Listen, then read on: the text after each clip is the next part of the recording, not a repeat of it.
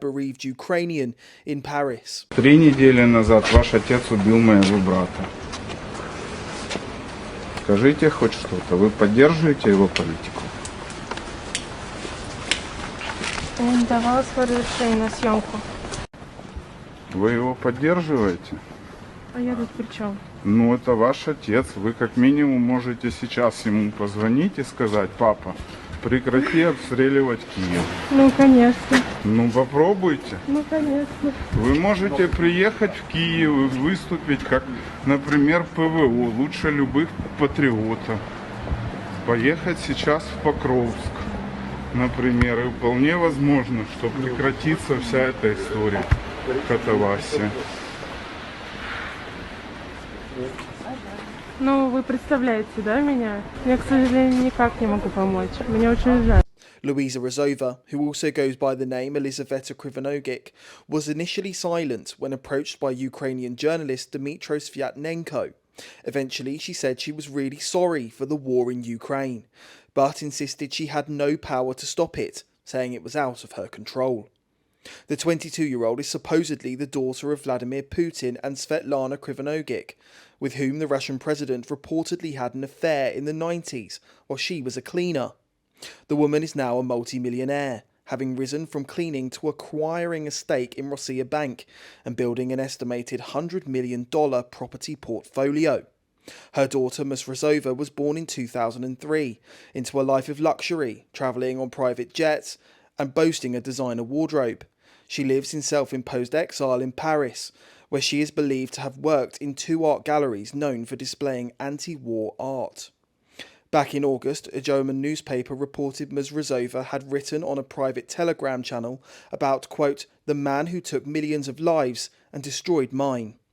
She has never publicly acknowledged a connection with Putin, nor has the Russian president with she. Putin has 2 children with his ex-wife Lyudmila Putina, Maria Vorontsova and Katerina Tikhonova. He is rumoured to have 2 secret sons, Ivan and Vladimir, as well as Luiza. Yesterday, the UK slapped additional sanctions on Russia after an inquiry found Vladimir Putin responsible for the Salisbury Novichok poisoning which killed innocent Brit Dawn Sturgis. Tensions are mounting between Europe and Russia after Putin declared last week he was ready for war. Well, we've just heard from the family of Dawn Sturgis, the woman murdered by Vladimir Putin in this country. Let's get the very latest. Is provided on behalf of Dawn's family. Our heartfelt aim throughout the long process has been to do right by our daughter, mother and sister Dawn. In the immediate aftermath of her death, Wiltshire police wrongly characterised Dawn as a drug user, and the public were wrongly led to believe that she had somehow contributed to her death. As the evidence at the inquiry recognised, that was a grave mistake by Wiltshire police that should never have happened. The police's incorrect assessment trumped that of the paramedics that there was a real possibility that Dawn had suffered from a nerve agent poisoning. The chair has concluded that this error had the potential to put at risk other members of the public and emergency responders. We, and most importantly Dawn, have been vindicated today. The inquiry has concluded that Dawn was a wholly innocent victim, killed by Novichok as a direct result of Russia's cruel and cynical attempt to assassinate Sergei Skripal. The inquiry's report concludes that there were failures by the UK government in the management and assessment of the risk that Russia posed. There's nothing more important than keeping your money and your identity safe online. And with so many VPN options available, choosing the right one can be pretty daunting. But this video's sponsor, ExpressVPN, is making the choice easier for GB News viewers. ExpressVPN is offering up to 73% off, plus 4 extra months free. That's top-level security from just £2.49 a month, and you're covered by their 30-day money-back guarantee. So just click the link in this video's description or scan the QR code now. Remember, when you're online, you are often sharing personal data, so hackers can steal your information, your passwords, your photos, and your bank details in just seconds. But ExpressVPN encrypts your connection, making it virtually impossible for hackers to access your personal information. So why choose ExpressVPN? Well, it couldn't be easier to use. With just one click, you are protected. And ExpressVPN uses military-grade AES 256 encryption, which is the same standard trusted by the US government to guard their classified information. With their new tiered plans, you can protect up to 14 devices at once and manage passwords securely. Live chat support is available 24/7, and it typically connects you in under a minute with a real person. Click the link in this video's description or scan the QR code to get up to 73% off ExpressVPN plus 4 extra months free. Start protecting yourself today with ExpressVPN. Well, that was a statement on behalf of the family of Dawn Sturgis. Let's get the latest analysis now with our Home and Security Editor, Mark Wise. Well, you heard the family. They are very unhappy about the way in which they were treated by Wiltshire police, because they believe that the police had formed this conclusion about Dawn Sturgis, that she was a drug user, that actually what she may have been suffering from when police were called to assist her and also her boyfriend Charlie Rowley was opiate overdose. So the paramedics actually at the time had said they believed that the symptoms were consistent with some kind of nerve agent poisoning, and obviously were more than aware of what had happened to Sergei Skripal just a few months earlier in nearby Salisbury. And it is the belief of the family, and they believe that's been vindicated now by Lord Hughes in his remark, that the paramedics and wider members of the public were put at risk by the slow response of the police to acknowledge that this may well have been a nerve agent attack that Dawn had been suffering from. I should say, though, Lord Hughes does say in his evidence that in terms of the care she received by the medical services, that that was appropriate. They did all that they could for her, and that because she had received such a large dose of this Novichok nerve agent, there's nothing that could have been done medically to save her.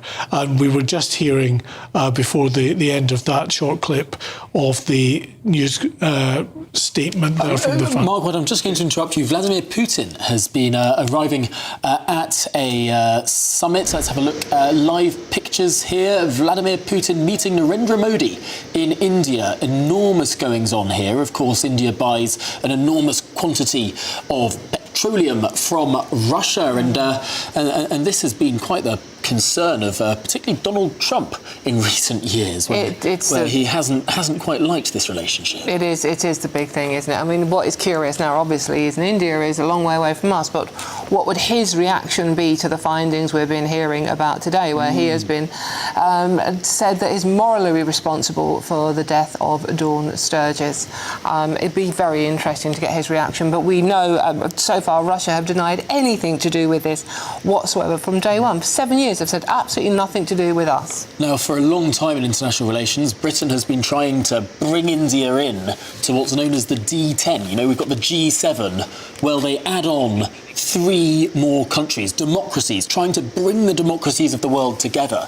Well, it's moments like this that make the sort of initiative of the D10 look rather futile, quite frankly, because this is a red carpet moment being rolled out for Vladimir Putin in India. Well, this is the thing, isn't it? I mean, it is still, it's morally responsible for what happened to Dawn Sturgis, and potentially that could have killed thousands of people if it had been handled any worse than it was.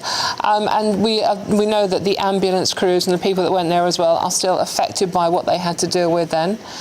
And it is actually the fact that he has... Well, this is not the first time, Mark White, this is not the first time that Russia have been involved in murdering people on British soil.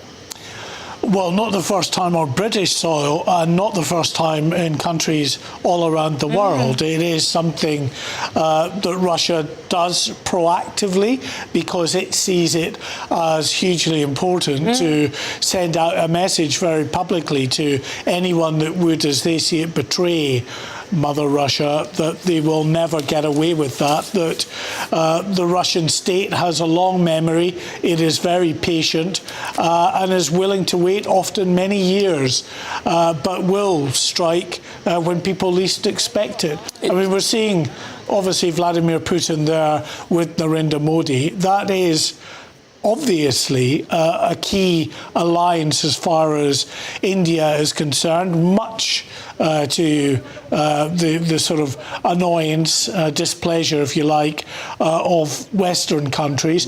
But the fact is, it's not just India. There are many countries around the world that whatever the West might say about the invasion of Ukraine and just how unworthy Vladimir Putin is as a political leader to be respected around the world, they, for their own understandable self-interest, perhaps do want to further positive relations with Russia. The BRIC countries, I should say, the likes of Brazil, for instance, are a perfect example of that. They see whatever is being said by those key Western countries, such as the US, the UK, France and Germany. They see a more sort of positive approach to Russia as being advantageous to them. And that's why we're seeing what we're seeing unfold with Narendra Modi there. Yeah. Well, I have to say, it does stick in the neck a bit. I mean, we've literally just heard from the family of a woman this man killed. And now we can say that, because before we had to couch it in all sorts of terms, but the inquiry is done now, they've published the report, we can say... Morally responsible. Absolutely morally responsible for the killing of a British woman in Britain. And there he is, welcomed by one of our allies on the red carpet. It does stick in the neck. It does stick in the neck, and it does wonder where we go from here with our relationship with Russia. What do we do next? We just learned the Russian ambassador is being summoned to the Foreign Office to answer for Russia's ongoing campaign of hostile activity against the UK. We will not tolerate this brazen and despicable aggression on British soil, says Foreign Secretary Yvette Cooper. That is why we are exposing and sanctioning those carrying out malign acts for Moscow and ramping up our efforts to crush hostile Russian hybrid activity. But the question is, Mark, is like, will it make any difference? I'm not sure it will. I mean, to be honest, although you say we can say today what we want to say about Russia, we could have said that just in the weeks and months after the attack. This has been known about for years. For me, today was about actually trying to explore whether there was more that the British government could have done to safeguard the identity of Sergei Skripal, give him a new identity, try and ensure that it was harder for the Russian state to get to him. And then also in the wake of the attack, was there more that could have been done to prevent the people of Salisbury and of course people like Dawn Sturgis? That for me was what today was about. The rest of what we're seeing here is the political theatre around this. Mark White, thank you very much.